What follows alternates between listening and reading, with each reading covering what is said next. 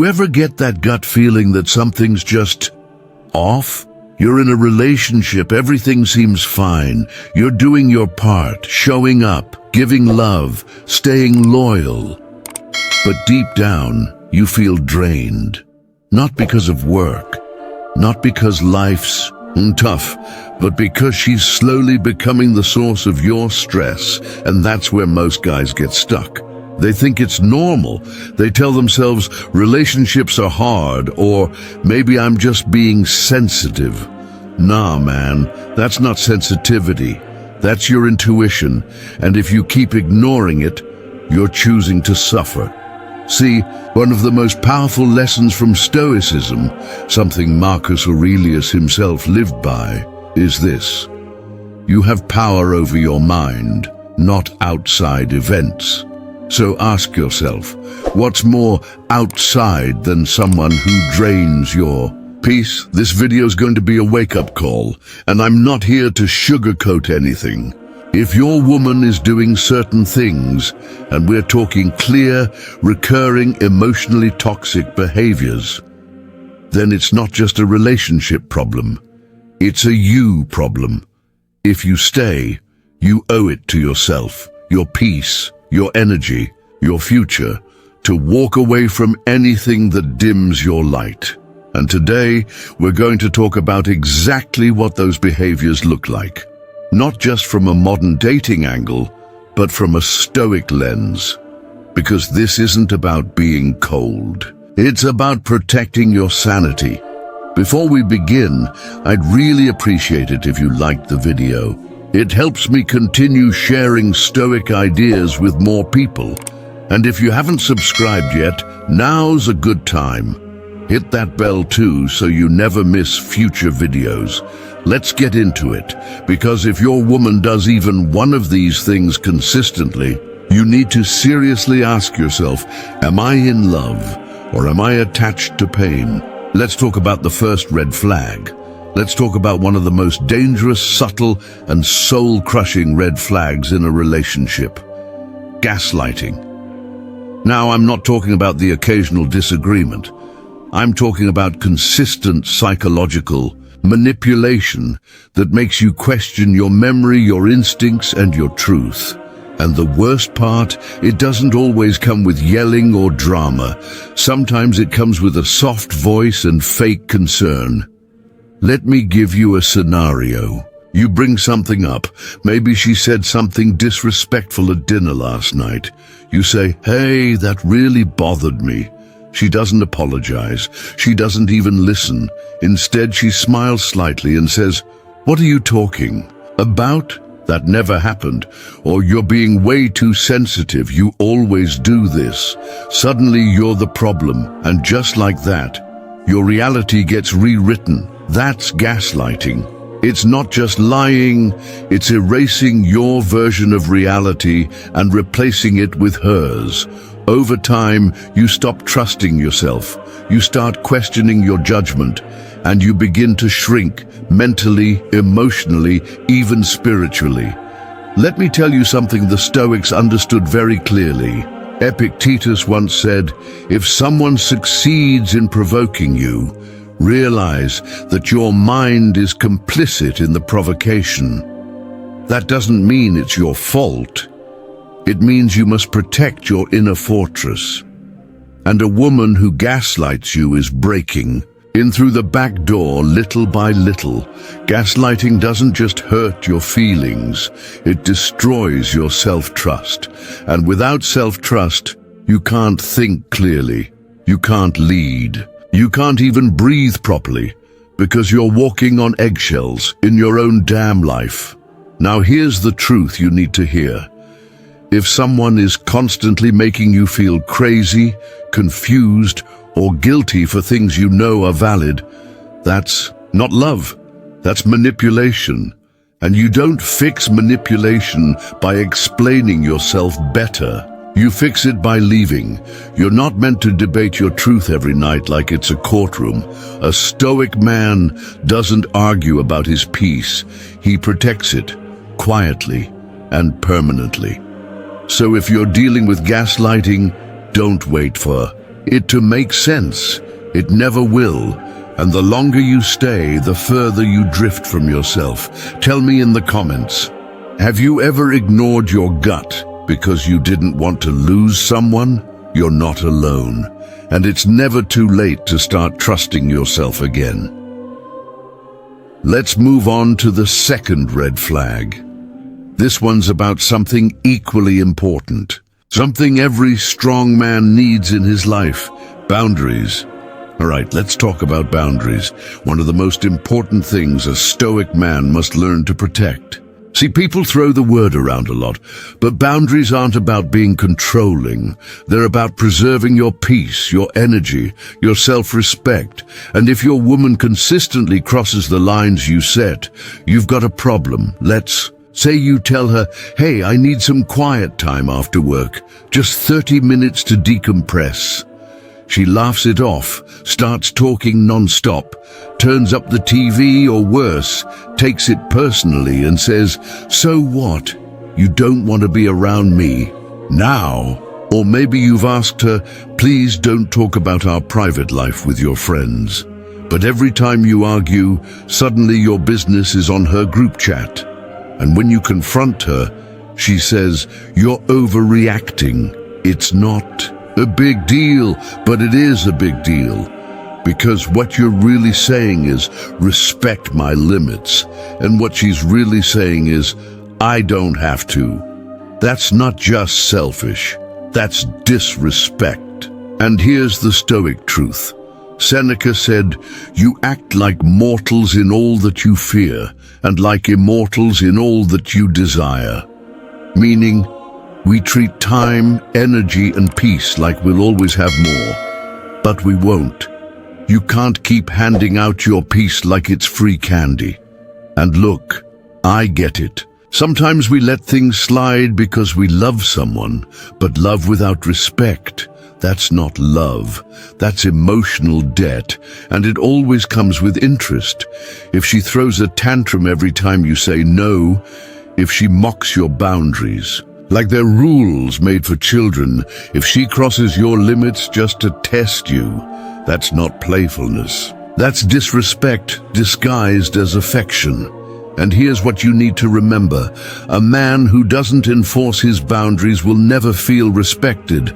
And Stoicism teaches us that dignity isn't something others give us. It's something we refuse to lose. You don't need to scream. You don't need to argue. You just need to hold your ground calmly, firmly, and walk away when that line keeps getting crossed. You're not being cold. You're being clear, because in the long run, a woman who won't honor your boundaries will slowly chip away at your identity until you start losing pieces of yourself just to keep her happy. And that's not love. That's self-abandonment. Let's keep going. The next red flag is one that sneaks up on you and leaves you questioning everything. She always plays the victim. Now let's talk about something that will mess with your head more than anything else. The victim act. This one's tricky because at first it looks like vulnerability, it looks like softness, like she just had a tough past, and maybe she did. But if every single issue in the relationship magically becomes your fault, that's not vulnerability. That's emotional manipulation in disguise. You forgot to text her back for an hour. She spirals. You're making me feel unwanted. You bring up how she hurt your feelings last week. She turns the whole conversation into a breakdown about how you're attacking her. Every conversation becomes an emotional chess match. You express how you feel. She cries. She flips the narrative. Suddenly, you're apologizing for her actions. Let me tell you something Stoicism teaches, and it's a game changer. You are responsible for your reaction, not for how someone else avoids theirs. You don't owe someone endless space to shift blame while you hold the emotional weight for both of you. And I know how it happens. You start second-guessing your tone. You say things like, maybe I shouldn't have brought it up right now. Or she's going through a lot, I'll just let it go. But guess what? You're not just letting it go, you're letting yourself go, your voice, your truth, your peace. Stoic wisdom isn't about tolerating pain to seem strong. It's about protecting your soul from unnecessary chaos. And a person who refuses to own their side of the story, that's chaos in human form. When a woman always plays the victim, what she's really doing is dodging accountability. She's using guilt to control you. And guilt is a powerful tool, especially against good men with soft hearts. But here's where you draw the line. You are not a villain just because you expect respect. You're not the bad guy for bringing up something that hurt. And you are not responsible for healing someone who refuses to grow. Tell me in the comments, have you ever been made to feel like the bad guy, even when you were just being honest? That kind of mental warfare will drain you faster than anything. So ask yourself, are you with someone who shares responsibility or just someone who's mastered avoiding it? Let's move on. The next red flag is about something we all say we value, but rarely protect the way we should. Your time. Let's get into something that Stoic thinkers have always valued deeply. Time, not just hours on a clock, but what your time represents. Your attention, your presence, your life energy. When someone disrespects your time, they're not just being rude. They're telling you without saying a word, you're not a priority. Let me paint the picture. She says, let's meet at 7. You show up, you're ready. She cancels at 6:59. No apology, just something came up. Or you plan a full evening, dinner, movie, quality time. She's on her phone the whole time. She's scrolling, texting, zoning out. She says she's just tired. But when her friends call, suddenly she's wide awake. That's not random. That's a pattern. And you can't keep ignoring it just because you care. Marcus Aurelius once wrote, "Do not squander time, for that is the stuff life is made of." If she squanders your time, over and over again, she's squandering you. Now I know what you might be thinking. It's just how she is. She's busy. She means well, but no one is too busy for what they truly value. People make time for what matters to them, and if you're constantly getting the leftovers, you're not the main course in her life. You're the backup meal. And it doesn't stop there, because right behind this comes red flag number 5, and this one hits deep. She stops putting in effort. In the beginning, it was beautiful. She showed up. She cared about how she looked when you saw her. She listened to your stories. She paid attention to the little things. But now, it's like she stopped trying altogether. Conversations feel dry. She barely reacts when you open up. She doesn't dress up anymore. Not because she's comfortable, but because she stopped seeing you as someone to impress. Look, comfort is one thing, but complacency is another. When a woman stops putting in effort, it's a silent signal. It says, I've got you locked in, so I don't need to try anymore. But Stoicism teaches us something powerful here. Everything is impermanent. Relationships, feelings, attraction, all of it. And if someone thinks they can stop showing up because you're already theirs, they've forgotten that love is a practice, not a possession. You are not an object on a shelf. You are not a placeholder in someone's story. You're a man with purpose, and any relationship that doesn't feed that purpose weakens it. So let's put this together. If she wastes your time without remorse, if she stops making any effort to keep the relationship alive, that's not love getting deeper. That's love decaying, slowly, quietly, until one day you wake up and realize you're the only one trying, and that's not a relationship. That's a performance, one where you're the actor, and she's already checked out of the script. Here's your reminder, grounded in Stoic thinking. You don't need fireworks every day, but you do need mutual effort. Love that's one-sided is just emotional labor disguised as loyalty. Let this sink in. The way someone treats your time and the effort they invest reflects the value they place on you, and if that value keeps dropping, you don't beg for more. You walk with dignity, all right. The next red flag we're about to explore is one of the most damaging of them all. It's subtle, it's strategic, and it's designed to control how you feel about yourself.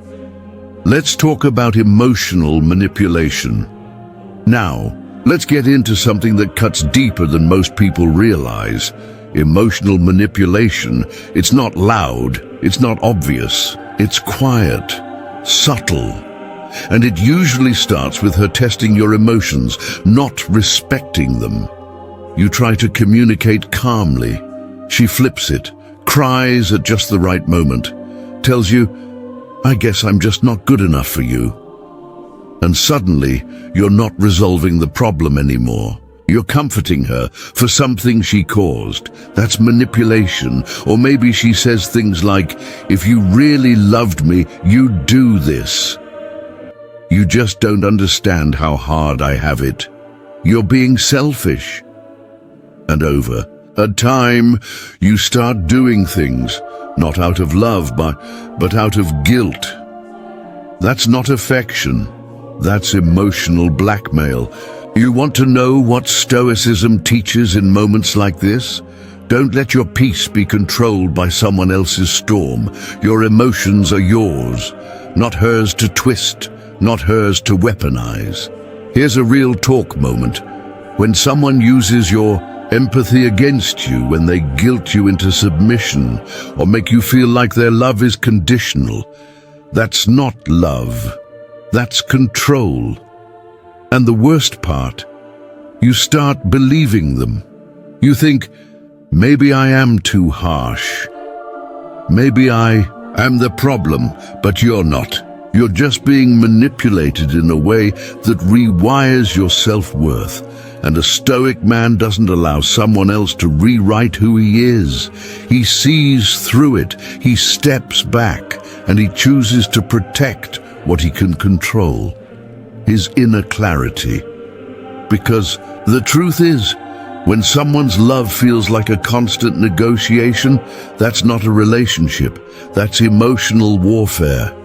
So ask yourself, is she loving you or is she managing you? If it's the second one, it's time to walk away with grace.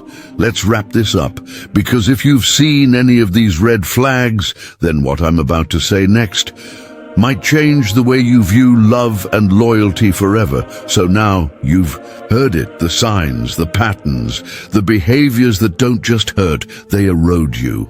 And if you're honest with yourself, you probably recognized one, or maybe two, maybe all of them. But let me say this clearly. It's not weakness to walk away. It's wisdom. It's Stoic strength. It's the understanding that your peace, your clarity, your dignity are worth protecting, always. See, a Stoic man doesn't stay in chaos to prove how strong he is. He steps out of it so he can breathe, so he can think, so he can get back to living with purpose. Marcus Aurelius said, "The tranquility that comes when you stop caring what they say, or think, or do, that's not cold, that's freeing. And you deserve to be free, free from guilt trips, free from emotional gymnastics, free from walking on eggshells in your own relationship. If you're in something that's slowly killing your light, you don't need a louder warning. You already heard it, you already feel it. Now it's just about honoring it. If you found value in this video, please like, subscribe, and turn on notifications so you never miss future insights on Stoicism and self-improvement. And tell me this in the comments, What's one thing you've walked away from that gave you back your peace? Because leaving doesn't mean you gave up. It means you finally chose yourself, and that's something a Stoic never apologizes for.